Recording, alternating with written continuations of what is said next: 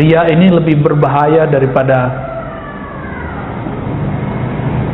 penyakit-penyakit zahir, lebih bahaya daripada kejahilan, lebih bahaya dari semuanya itu. Nah, dia bibit kayak kanker yang enggak terlihat. Semakin besar amal seseorang, semakin banyak kuantitas amal seseorang, dia semakin gede. Semakin tinggi ilmu seseorang, dia akan semakin parah. Maka ini harus dibersihkan benar-benar. Dan Nabi menyebutnya dengan asyirkul khafi, syirik yang tersembunyi.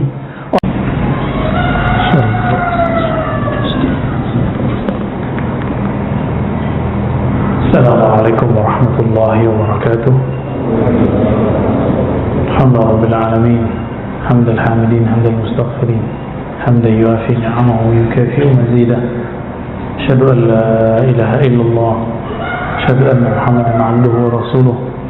Allahumma salli wa sallim wa barik ala sayyidina Muhammad wa ala alihi wa ashabihi wa li baitihi wa dhurriyyatihi ajma'in. Ba'd. Radina billahi rabba wa bil islam dina wa bi sayyidina Muhammadin nabiyya wa rasulah. Allahumma inna nas'aluka khaira hadzal yawm wa fihi wa ba'dah. Na'udzubika min syarri hadzal yawm wa syarri ma fihi wa syarri ma ba'dah. Baik Bapak Saudara yang dimuliakan Allah, sebelumnya kita membahas tentang penyakit kolbu, kibr, sombong, kemudian membahas tentang hasad. Insyaallah pagi ini kita akan membahas tentang riya. Banyak orang membahas riya, tapi yang detail menurut saya Imam Ghazali. Ya, kalau diringkas di kitab ini oleh Syekh Al-Qasimi, riya itu bahasa Arab dari kata ra'a, ru'yah. Ra'a yara ru'yah. Berarti ra'a itu melihat, ya. Berarti ru'yatan, penglihatan. Apa bedanya dengan sombong? Sombong itu ru'yatun nafs. Sombong memandang diri lebih dari orang. Kalau riya, ru'yatul amal, memandang amalan yang ada pada diri. Itu beda tipis antara riya dan sombong, ya. Satu mandang dirinya lebih dari orang, yang kedua mandang dirinya beramal.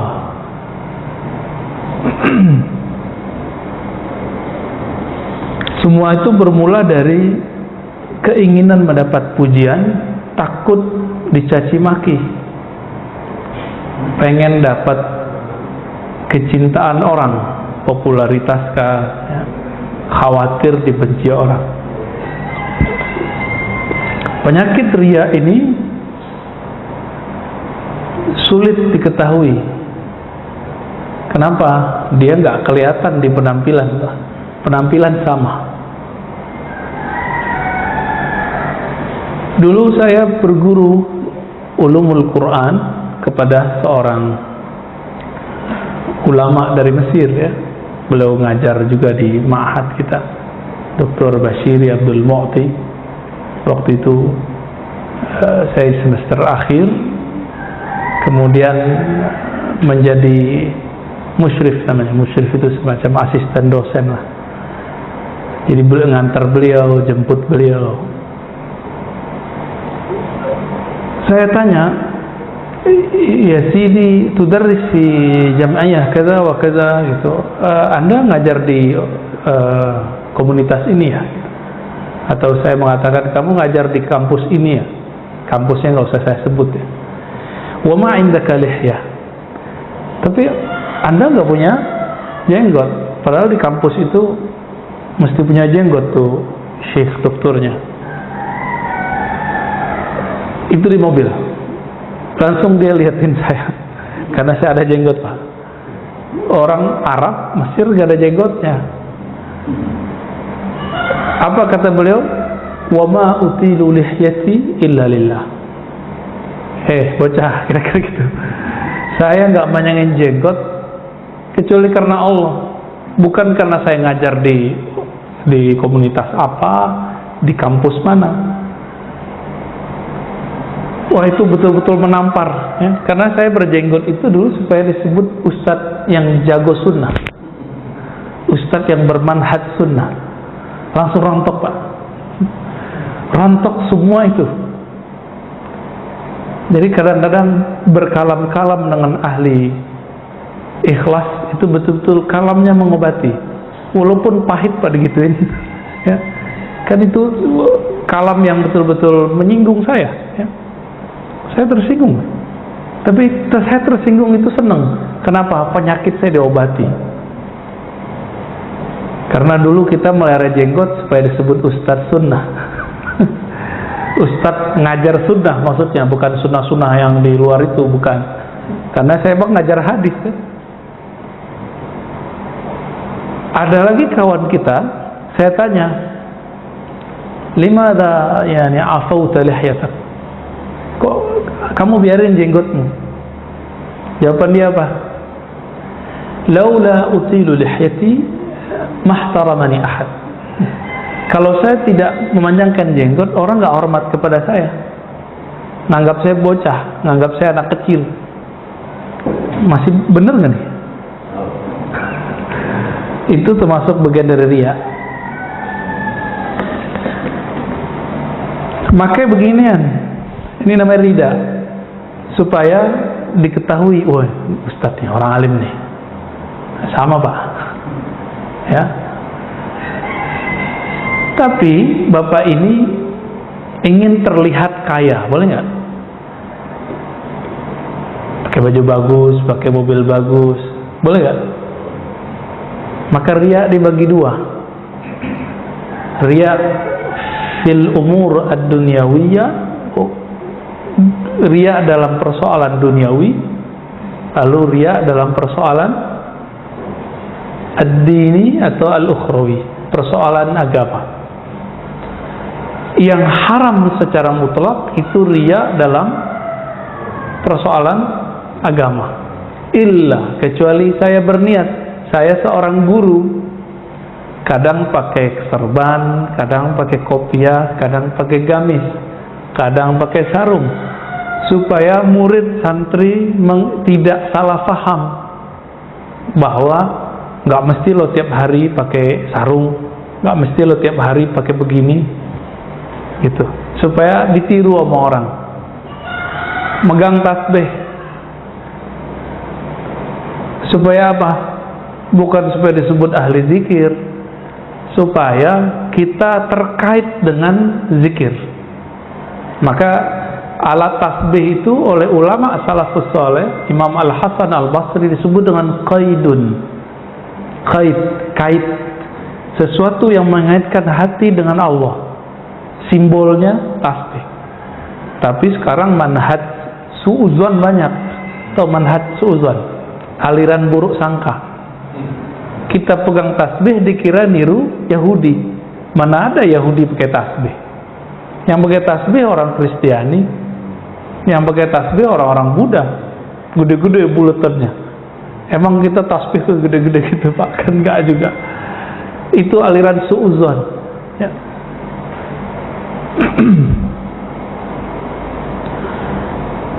Di dalam Al-Quran, orang-orang riya itu diidentikan dengan yang suka beramal,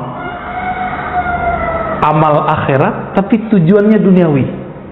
Nah itu, jadi kalau boleh didefinisikan apa itu riya yang haram, orang yang beramal amal ukhrawi, amal agama, niatnya untuk kepentingan duniawi, baik itu popularitas, baik ingin disukai orang, dan segala macam.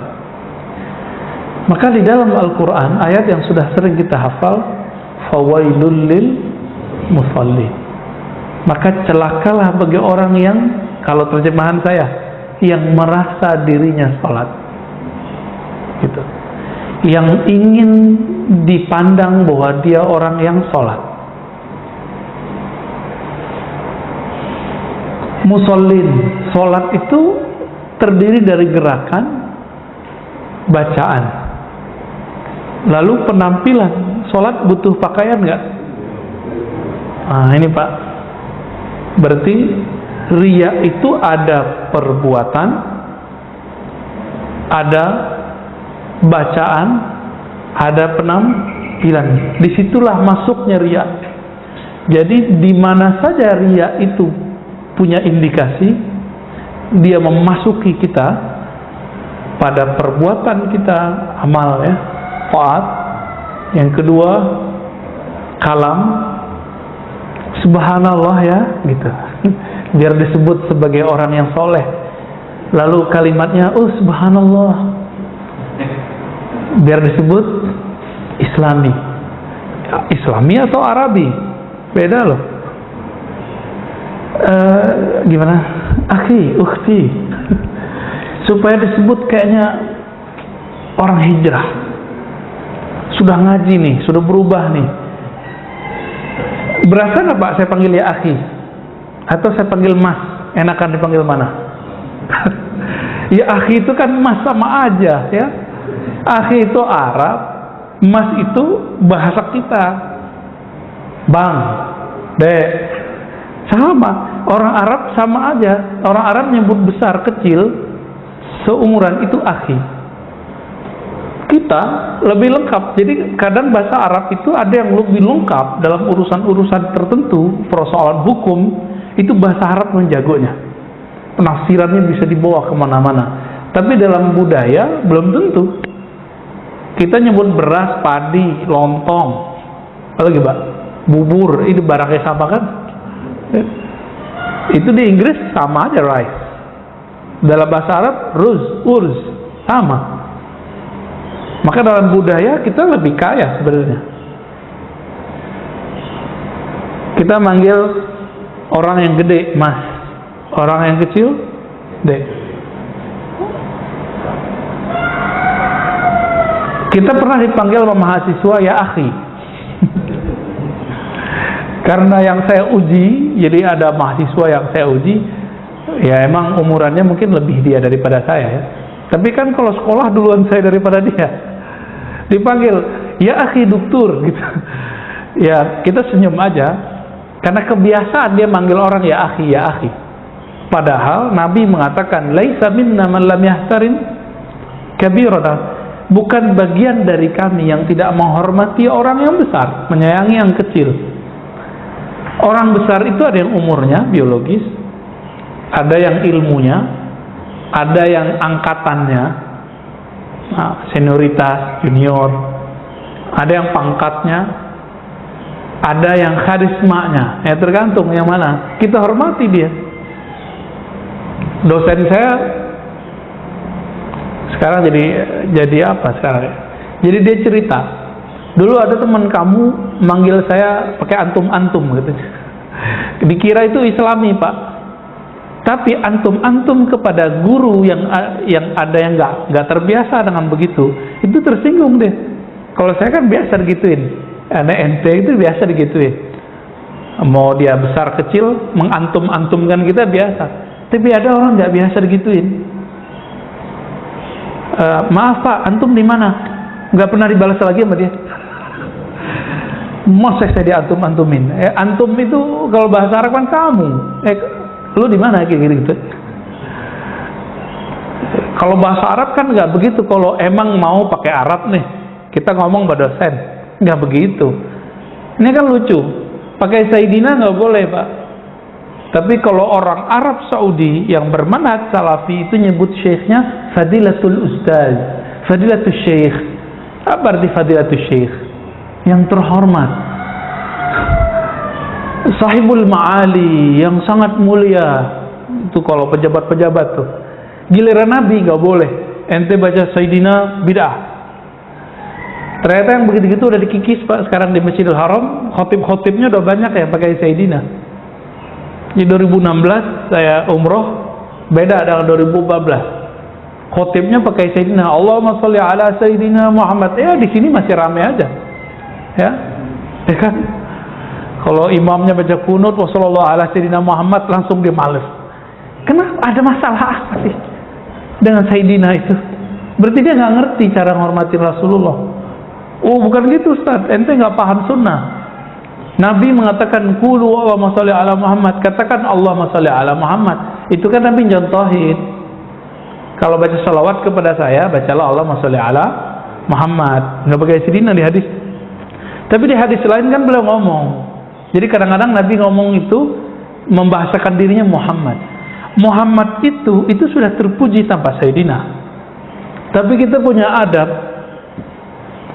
Apa kata beliau? Ana sayyidu waladi Adam yaumal qiyamah wala fakhar. Aku adalah sayyidnya manusia yaumal qiyamah. Pada hari kiamat la fakhar. Sekarang kita nggak tahu, nanti kita bakal lihat. Nabi Adam aja tersungkur, ya, ketemu Nabi Muhammad sallallahu alaihi wasallam. Nabi Musa aja kaget ngeliat Nabi Muhammad. Maka beliau bilang, saya sayyidnya manusia. Manusia nggak sini? Kalau manusia ya biasa aja orang baca Sayyidina. Tapi kalau ada orang yang nggak baca Sayyidina juga nggak apa-apa sebenarnya. Tapi jangan salahkan yang baca Sayyidina. Nah, ini ujian khotib, Pak. Jadi kalau pas sholawat nggak mau baca Sayyidina, kenapa? Ada 1-2 orang di antara jamaah itu menurut dia ini anti Sayyidina. Untuk menghormati 2 orang ini, ratusan orang yang sholat di situ merasa nggak nyaman telinganya. Cuma karena menghormatin 2 orang yang rese ini. Akhirnya ketika sholawat, Allahumma sholli ala Muhammad, dengan niat ingin menghargai 2 orang itu riya. Tapi dia begini, kadang saya mengamalkan Allahumma sholli ala tanpa Sayyidina, boleh. Kadang saya mengamalkan Allahumma sholli ala Sayyidina, itu nggak ada masalah. Tapi kalau karena si fulan, ini baru bid'ah.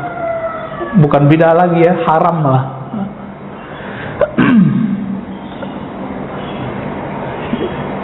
Jadi tadi ada perbuatan, ada perkataan, ada penampilan. Nah, yang paling banyak kena itu di kalam. Ya, zaman-zaman sekarang. Masya Allah, ya akhi. Supaya disebut apa tadi? Islami. Itu bukan Islami, itu namanya apa? Arabi, kearab-araban. Beda kearab-araban dengan keislaman. Islam itu agama adab. Adab itu sesuai dengan tradisi kita. Kecuali orang udah ngerti bahasa Arab. Ya. Jadi saya mengimbau teman-teman yang lagi semangat nih giroh belajar Islamnya, tidak usah mengarab-arabkan gaya kalam kita. Berkalam seperti biasa. Kecuali lagi kursus. Ayo pakai akhi ukhtian kita. Ya, kita layani bahasa Arab, mau berapa jam juga bisa kita layani ya. Nah, fawailul lil musallin, maka celakalah bagi orang yang merasa dirinya sholat, ingin dipandang bahwa dia sholat. Jadi mohon maaf Pak, kita bisa husnuzon, bisa suuzon kalau antum sholat lagi syuruk.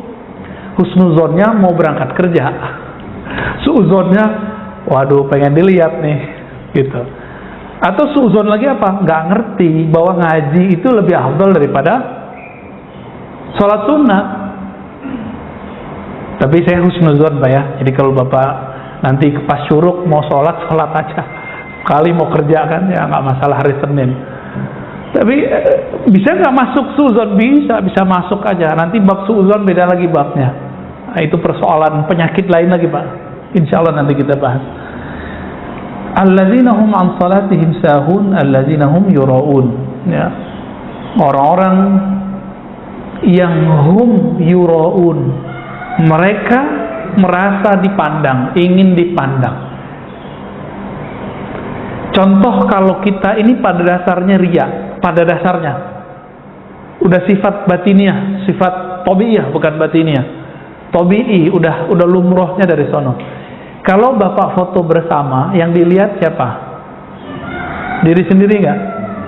Maka riya ini bagian dari penyakit narsis.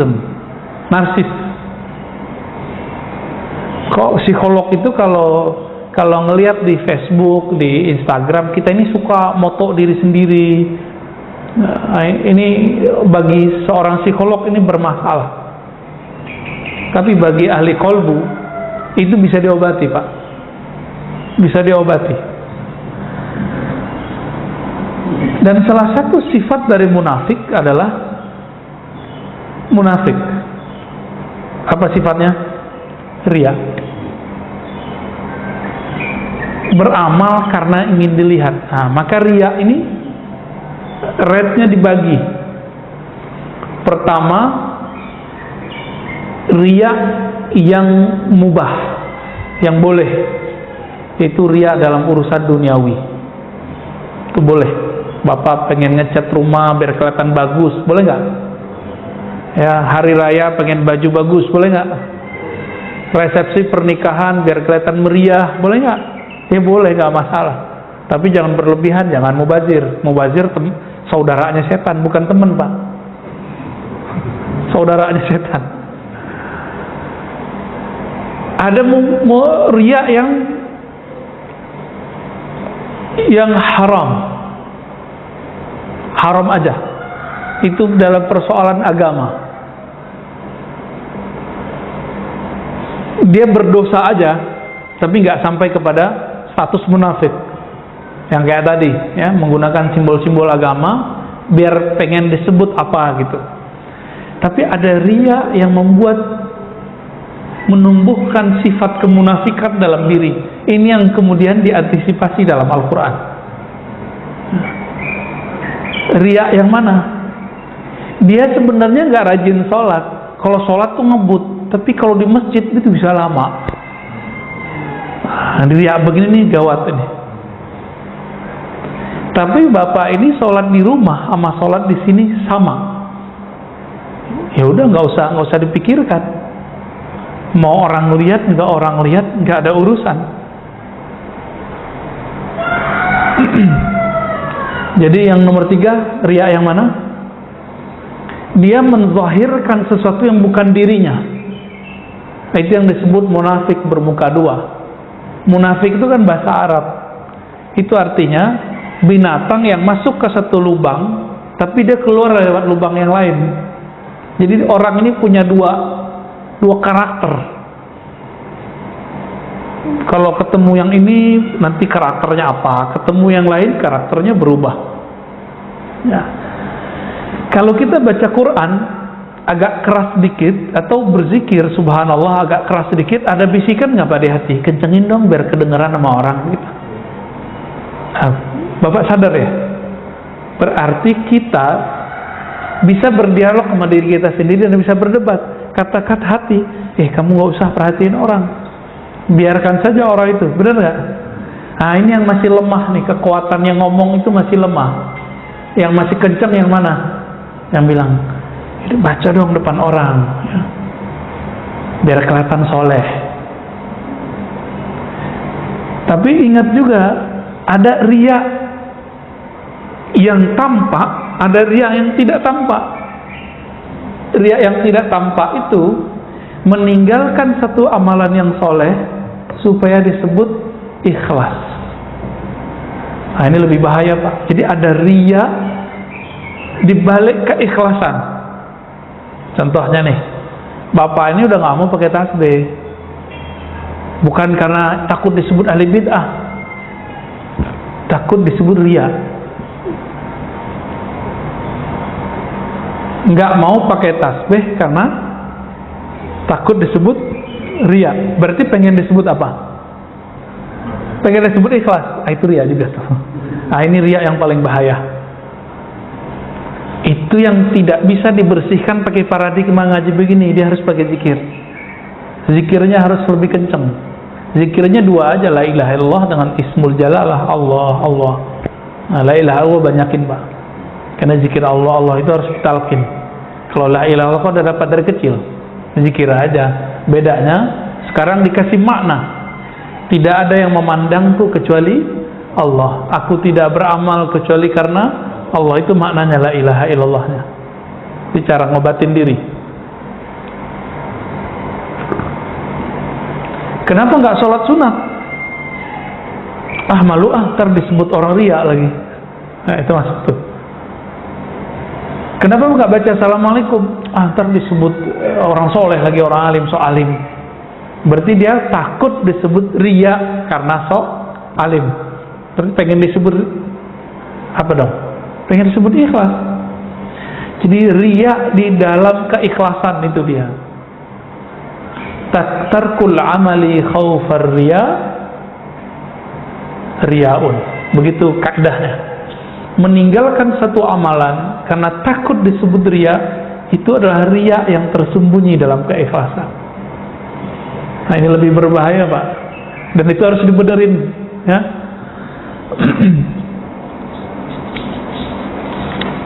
Nah, kalau lagi puasa apa riyanya? Lemesin badan, ya. Lemes nih, nggak sahur. Orang awam mengira kalau puasa nggak sahur tuh hebat, tapi menurut Nabi hebat nggak?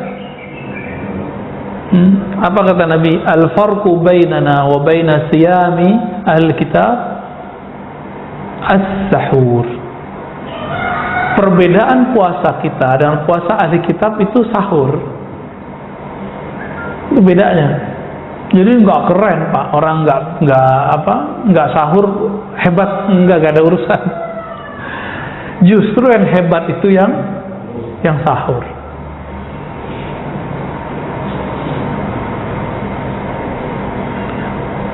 Ada riyaknya ahli agama, tokoh-tokoh agama, pengen dibantu orang.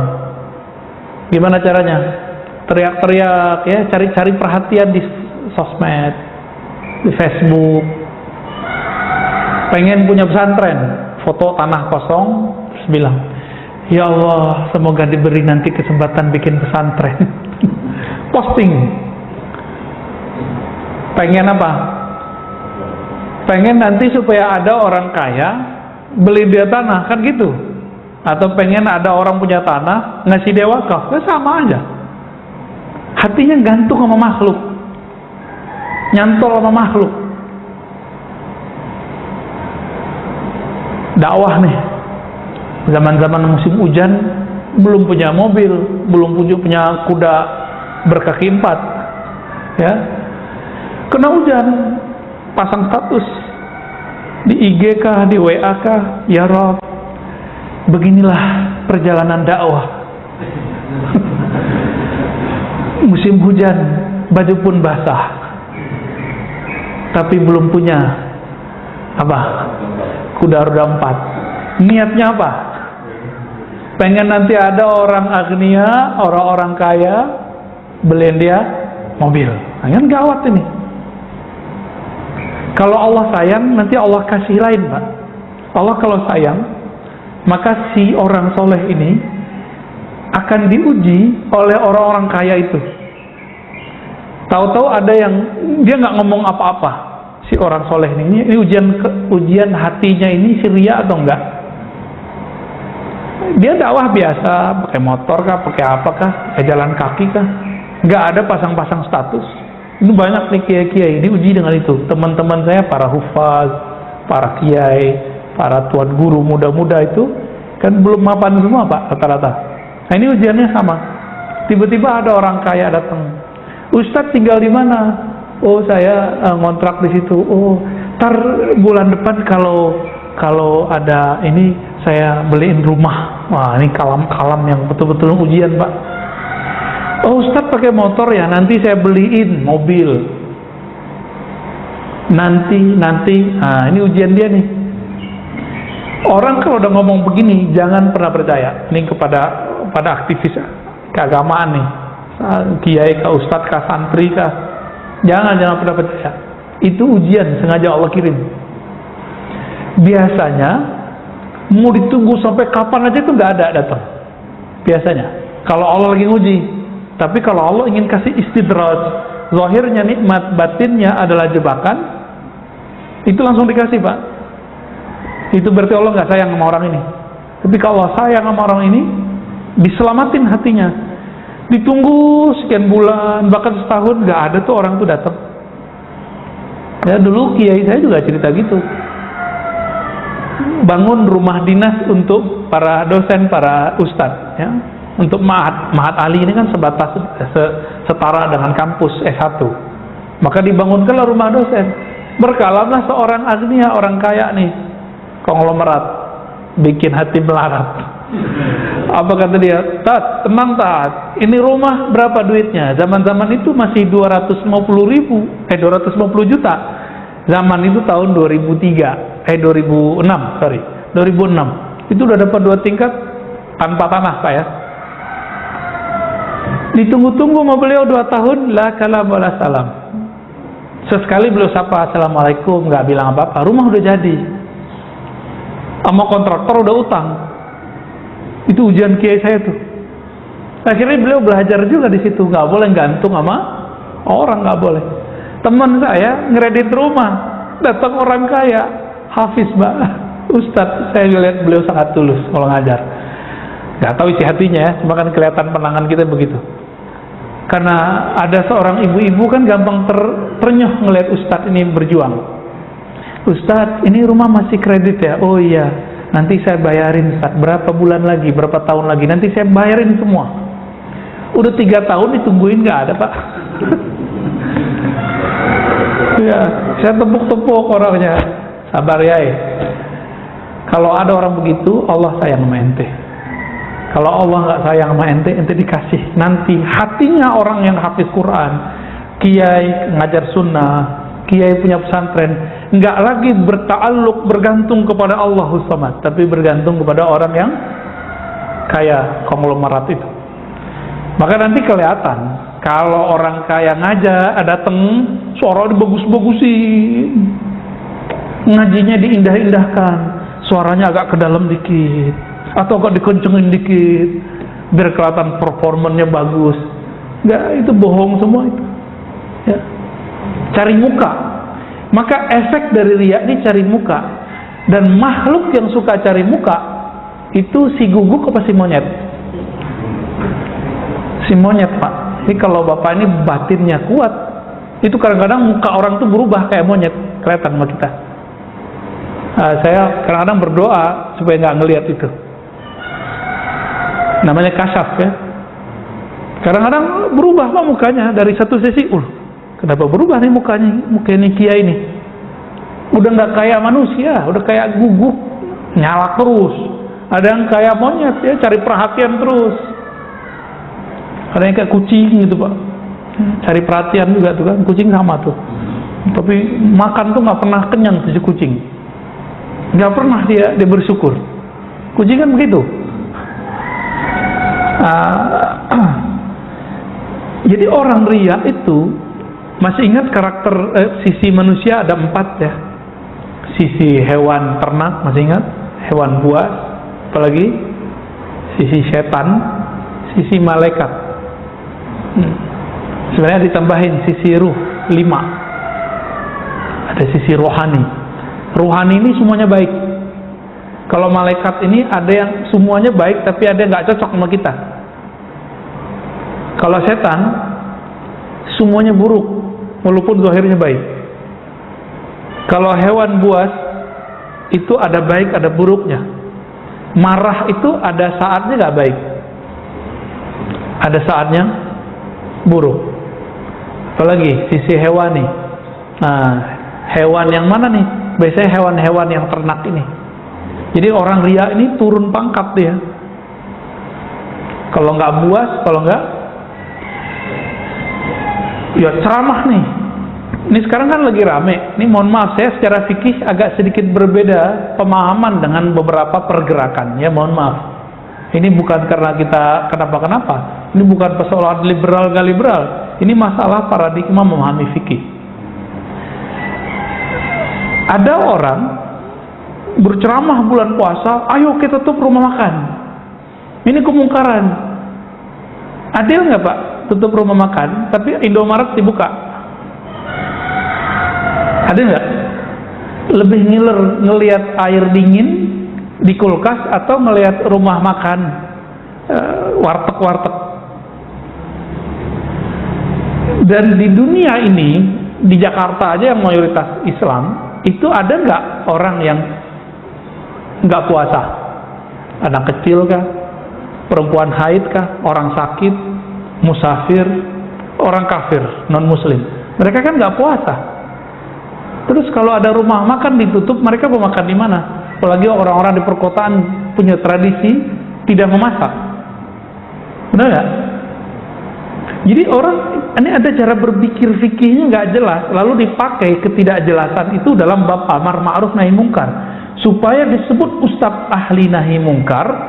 Kalau ceramah tuh berapi-api, kita tutup supaya disebut ustadz yang tegas, kalem-kalemnya, masya Allah.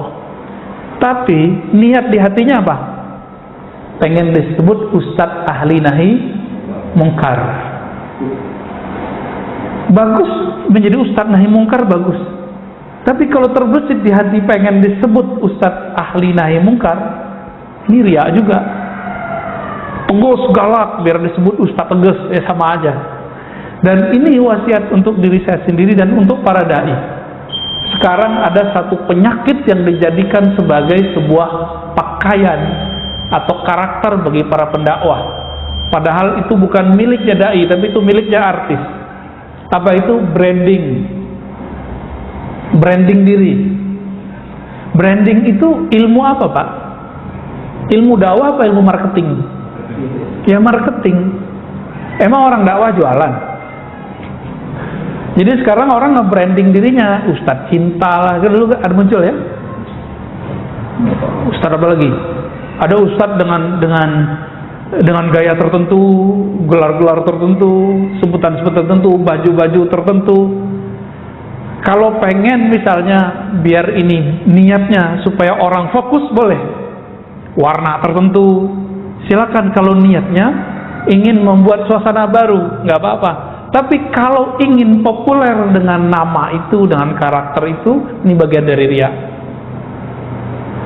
Orang yang riya itu, jika amalnya amal agama, dia dapat apa yang dia niatkan di dunia, tapi habata ajruhu, begitu disebutkan ya. Tapi amalnya gugur semua. Ya paling-paling nanti dia akan dikenal sebagai Ustadz Fulan, Ustadz A, Ustadz B, Ustadz Amar Ma'ruf. Kalau ini Ustadz Nahi Mungkar, Ustadz Serbanan, Ustadz Habiban. Pengen disebut dengan gaya-gaya begitu.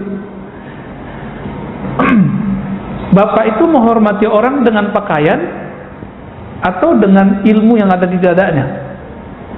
Awal-awalnya pakaian, bener ya? Biasanya perbedaan ustadz dengan gak ustadz kan, kalau biasa ustadz bawa gini, ya enggak? Ya, bener nggak? Tapi kalau dia berkalam, wah kayaknya bukan ustadz deh, bisa jadi kan? Wah kayaknya nggak cocok deh, bisa begitu kan? Berarti orang hebat gak hebat bukan karena dia punya. Maka kita kasih tahu kepada diri saya sendiri dan para pendakwah, jangan sibuk dengan performan penampilan zahir. Ya, aslih qalbak, perbaiki itu kolbu. Kalau udah bener kolbunya, apapun penampilannya nggak mesti begini, nggak mesti pakai kopiah, pasti kalamnya enak didengar. Ya. Maka kebalikan dari orang-orang sok ikhlas tapi riya ini, ada namanya kelompok malamatiyah. Pernah dengar malamatiyah? Malamatiyah ini dari kata lama yalumu, orang yang tidak pernah menyimpan keburukan dalam dirinya, niat buruk. Dia niatnya pengen terkenal, tapi dengan penampilan religius, beramal amal ukhrawi untuk popularitas diri. Dia nggak ada itu. Dia orang malamatiyah. Tetapi walaupun di kalbunya tidak ada kebusukan, kekotoran, dia tidak pernah menampilkan kebaikan. Nah itu orang malamatiyah. Ini kebalikan dari riya. Nah, ini agak berat Pak. Orang begini gak banyak di dunia. Ya. Dan kita biasanya akan diuji terus sama orang begitu. Kadang-kadang ngerjain kita Pak. Ngerjain lagi sholat di masjid, di depan dia berisik. Nah biasanya ustadz-ustadz yang membrand dirinya ngamuk sama dia. Padahal targetnya bukan itu. Targetnya apa? Kita selama sholat ingat siapa? Ingat Allah atau ngerundel hatinya? berisik amat itu, munafik di luar masjid tuh gitu. Lagi sholat hatinya memupuk kebencian. Ini hati-hati juga, tanda sholat gak khusyuk. Berarti Allahu Akbarnya palsu nggak? Yang munafik siapa? Jadi kalau ini kejadian jangan terganggu, Pak. Mau di luar ini ada musik kenceng-kencengnya, kalau kalbunya khusyuk, di sini tetap khusyuk. Nanti bab nahi mungkar lain cerita. Ya, itu bab yang tersendiri. Ada babnya di sini. Nah, ada etikanya segala macam. Insya Allah nanti kita sampai di sana. Maka Bapak saudara Allah, ini sangat banyak tadi ya. Ria ini lebih berbahaya daripada penyakit-penyakit zahir, lebih bahaya daripada kejahilan, lebih bahaya dari semuanya itu. Nah, dia bibit kayak kanker yang enggak terlihat. Semakin besar amal seseorang, semakin banyak kuantitas amal seseorang, dia semakin gede. Semakin tinggi ilmu seseorang, dia akan semakin parah. Maka ini harus dibersihkan benar-benar. Dan Nabi menyebutnya dengan asyirkul khafi, syirik yang tersembunyi. Orang-orang beginilah yang disebut dalam hadis Nabi sebagai hadis penutup, bahwa Nabi SAW mengatakan nanti akan ada 3 golongan. Pertama ulama yang sudah mujahid, ya. Yang ketiga orang yang bersedekah. Semuanya mengatakan kami beramal karena Allah, tapi Allah mengatakan kadzabta, kamu bohong. Ya. Yang berjihad ingin disebut orang yang berjihad. Ini gerakan-gerakan tahun-tahun sebelumnya kan bagus-bagus, ya. 2016 berapa itu, ya? Ngumpul 212. Terus teman kita posting, saya malu 10 tahun nanti jika tidak ikut aksi bela Quran, nanti anak cucu saya akan mempertanyakan, kemana Abi 10 tahun yang lalu? Quran dihina, Abi tidak. Maka dia mengatakan, saya karena malu nanti akan ditanyakan generasi berikut, saya ikut. Itu brainwash, Pak. Brainwash lewat sosmed.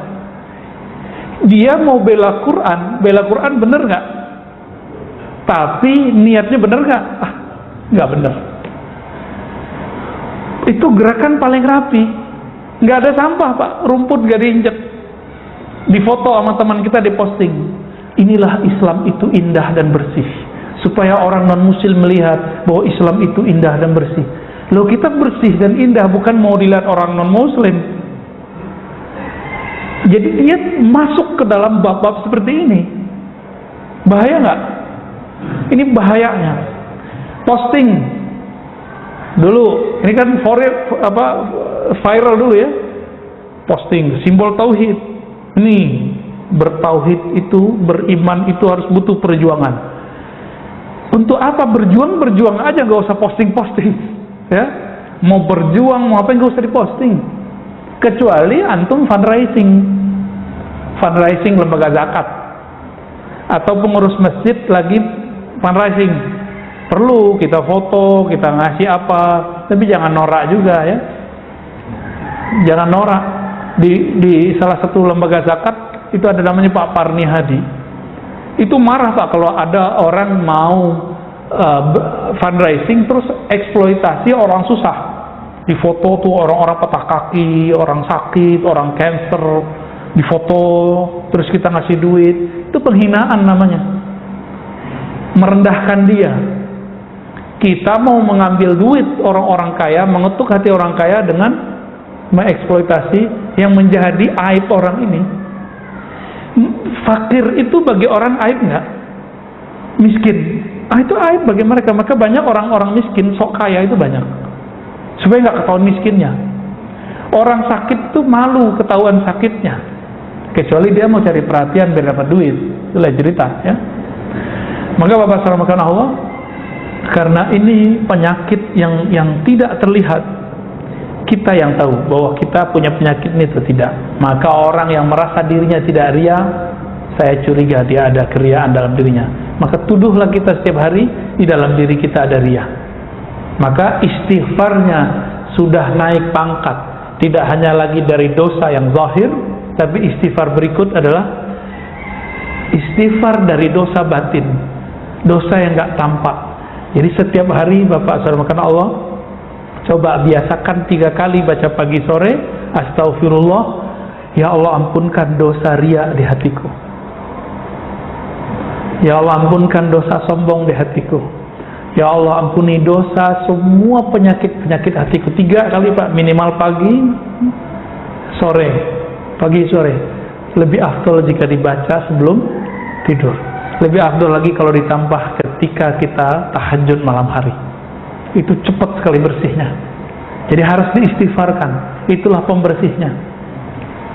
Lalu kalau sudah diistighfarkan, dia harus diharumkan. Apa pengharumnya?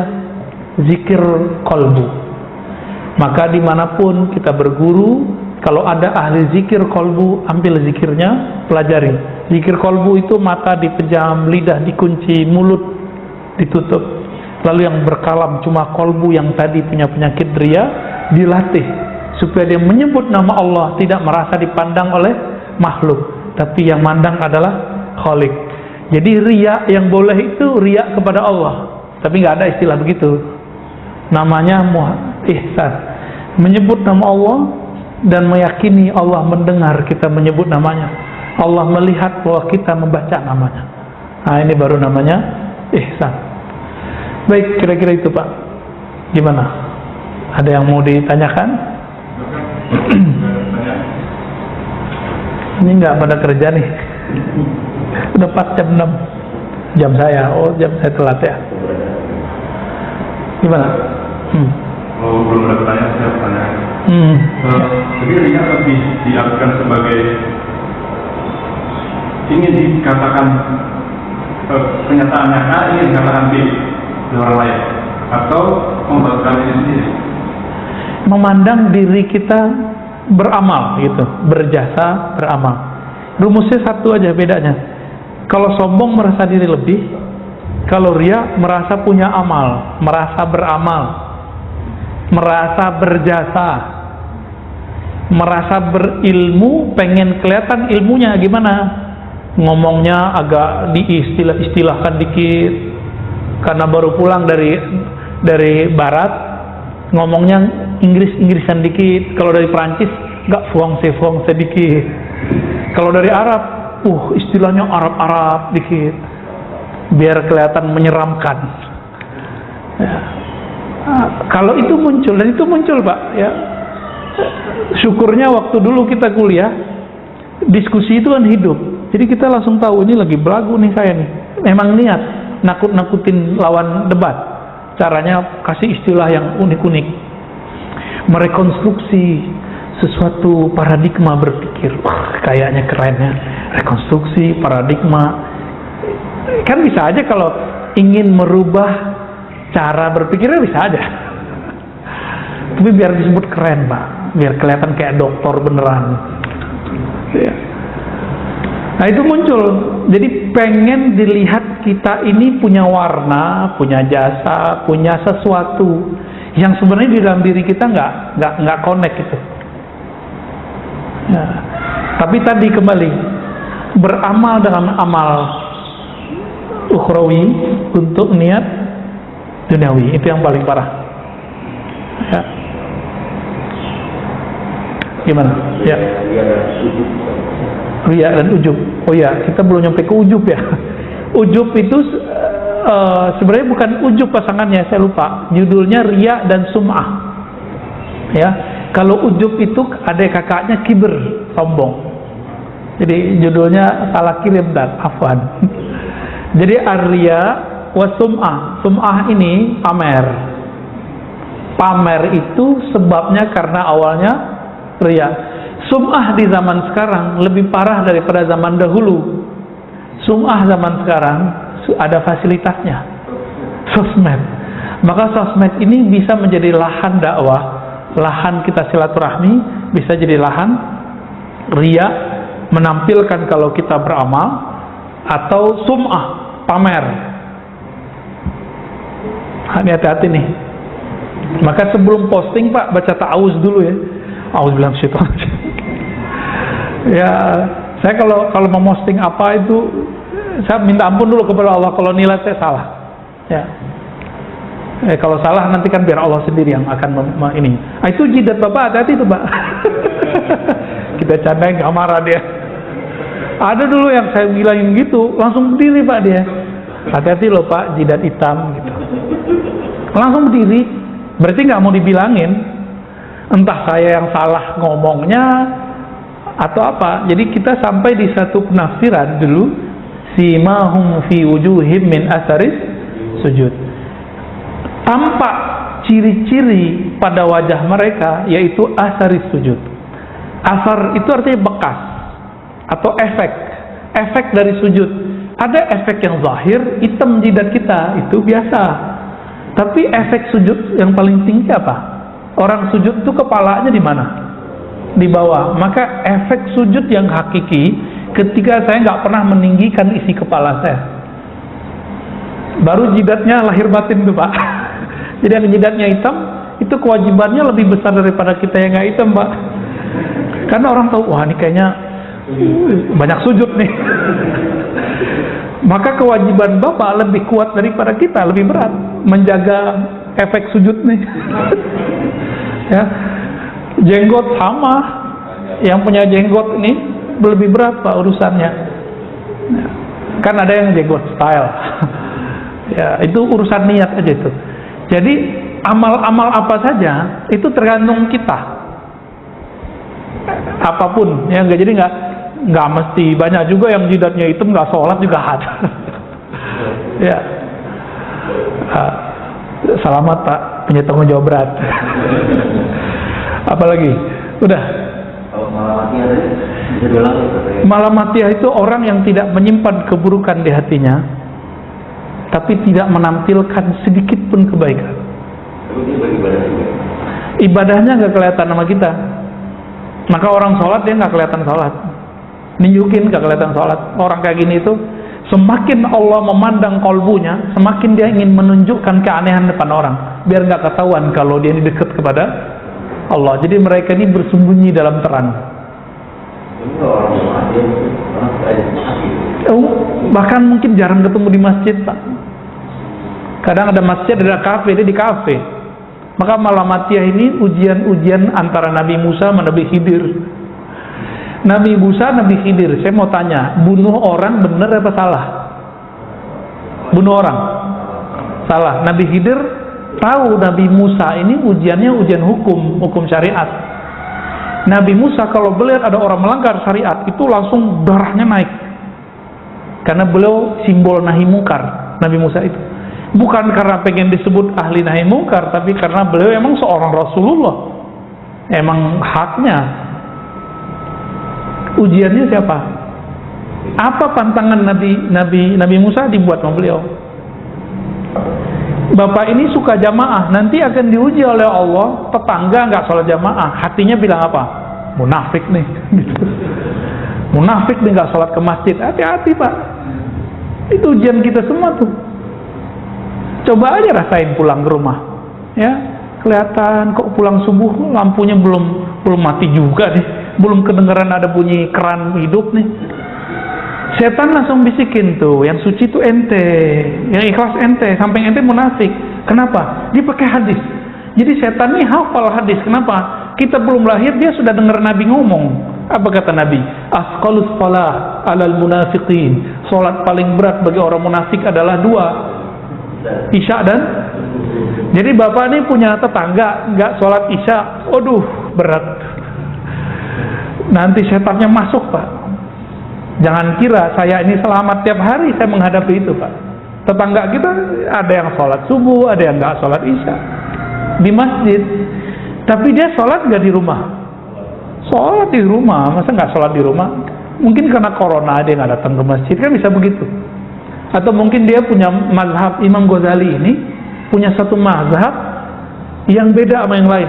Bagi beliau, orang yang hatinya berpenyakit berat dianjurkan dia berkhalwat. Maka di saat-saat dia berlatih ini boleh ditinggalin sholat jamaah, kecuali Jumat. Tapi nggak boleh tiap sepanjang masa, nggak boleh. Cuma di hari-hari khalwat.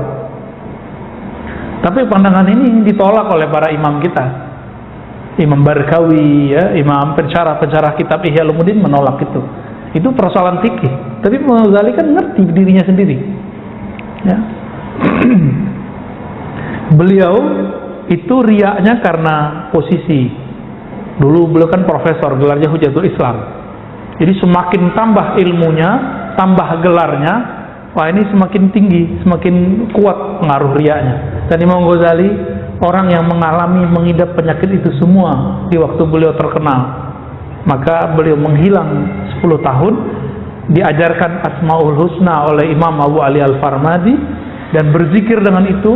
4 tahun sebelum wafatnya beliau balik ke Baghdad, lalu pindah ke kampungnya dan bikin surau atau zawiyah pesantren kecil. Di situ beliau mengajarkan qalbu. Lahirlah kitab Ihya Ulumuddin, ya, menghidupkan ilmu agama yang zahir plus batin. Tidak hanya zahirnya, tapi juga batinnya. Semoga kajian ini diridhoi oleh Allah. Semoga kajian ini bisa membimbing kita, membersihkan diri saya pribadi dan kita yang hadir, kita mendengarkan. Amin ya rabbal alamin. Wassallallahu ala nabiyina Muhammad, subhanakallahumma wa bihamdika, asyhadu an la ilaha illa anta, astaghfiruka wa atubu ilaik. Mohon maaf lahir batin. Assalamualaikum warahmatullahi wabarakatuh.